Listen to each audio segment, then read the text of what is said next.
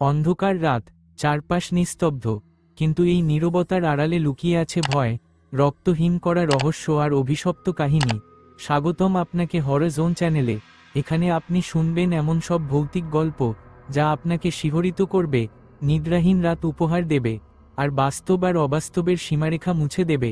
যদি আপনার হৃদয় দুর্বল হয় তাহলে সাবধান, কারণ এখন শুরু হতে চলেছে এক ভয়াল যাত্রা যেখানে প্রতিটি শব্দ আপনাকে ঠেলে নিয়ে যাবে অন্ধকারের গভীরে।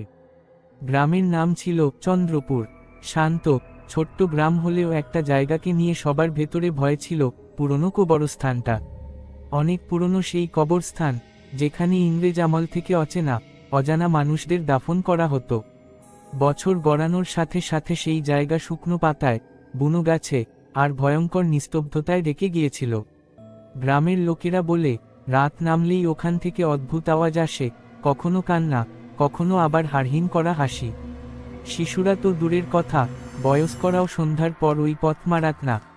কেউ যদি ভুলেও ওদিক দিয়ে হেঁটে যেত, সকাল হলে শোনা যেত সে আর ফিরেনি। কবরস্থানকে ঘিরে অনেক গল্প ছড়ানো ছিল। কারো মতে সেখানে এক অভিশপ্ত আত্মা বন্দী হয়ে আছে, কিন্তু শহর থেকে আসা তরুণ অর্ণব এসব কুসংস্কারে বিশ্বাস করত না। সে ছিল কলেজ পড়ুয়া, বন্ধুবান্ধবদের কাছে সাহসী বলে পরিচিত। একদিন আড্ডায় সবাই মিলে ভয়ঙ্কর গল্প হচ্ছিল। হঠাৎ এক বন্ধু হেসে বলল, তুই এত সাহসী হলে গিয়ে ওই কবরস্থানে এক রাত কাটিয়ে আয়। অর্ণব চ্যালেঞ্জ নিল।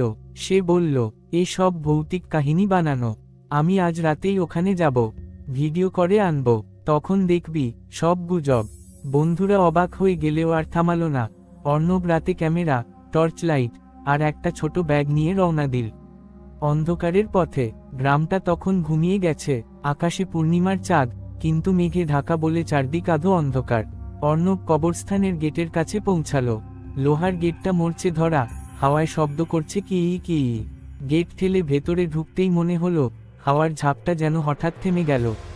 চারদিকে শুকনো ঘাস, ভাঙা ভাঙা সমাধি আর পুরনো গাছের কঙ্কালসার ডালপালা। মাটির গন্ধের সঙ্গে যেন পচা কিছুর গন্ধ মিশে আছে। অর্ণব ক্যামেরা চালু করল। হ্যালো ফ্রেন্ডস, আমি এখন কুখ্যাত কবরস্থানে। আপনারা দেখছেন এখানে কিছুই ভয়ঙ্কর নেই। সে হাঁটতে লাগলো।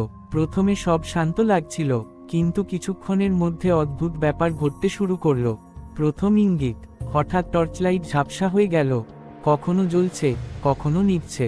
অর্ণব ভেবেছিল ব্যাটারির সমস্যা। সে ব্যাগ থেকে নতুন ব্যাটারি বের করতে গেল।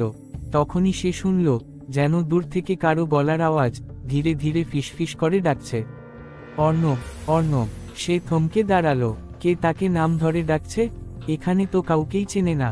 কিছুক্ষণ চুপ করে দাঁড়িয়ে রইল, কোনো সাড়া নেই। ভাবল হয়তো কল্পনা। আবার হাঁটতে শুরু করলো, কিন্তু কিছু দূর যেতেই হঠাৎ এক কবরের ওপর থেকে ধোঁয়া উঠতে শুরু করলো।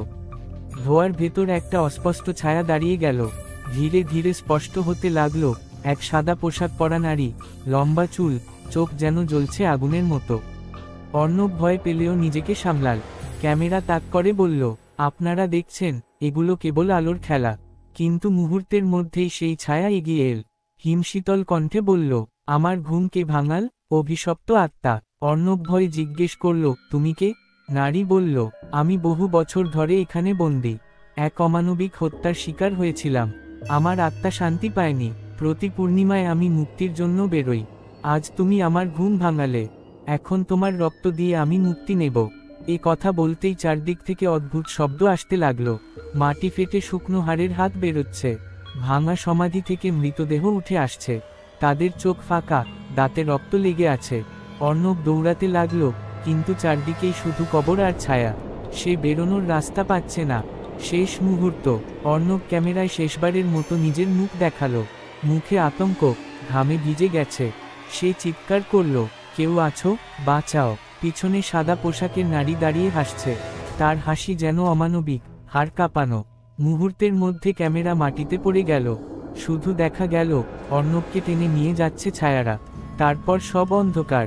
ভোরের আবিষ্কার। পরের দিন সকালে গ্রামবাসীরা কবরস্থানের বাইরে অর্ণবের ব্যাগ খুঁজে পেল। ব্যাগে ছিল ক্যামেরা।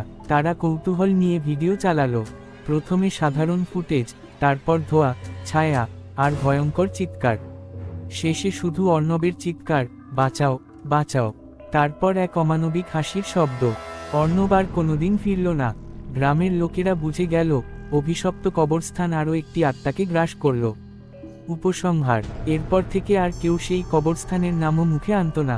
লোকেরা বিশ্বাস করল যে একবার ওখানে যায় সে আর কখনো আপনি এখনই শুনলেন হরর জোনের ভৌতিক কাহিনী। যদি গল্পটি আপনার ভালো লেগে থাকে তবে লাইক, শেয়ার আর সাবস্ক্রাইব করতে ভুলবেন না, কারণ রাত নামলেই অন্ধকারে আবার ফিরে আসবে ভয়ের ছায়া। পরের গল্পে আবার দেখা হবে, হয়তো আপনার পাশেই কেউ দাঁড়িয়ে থাকবে।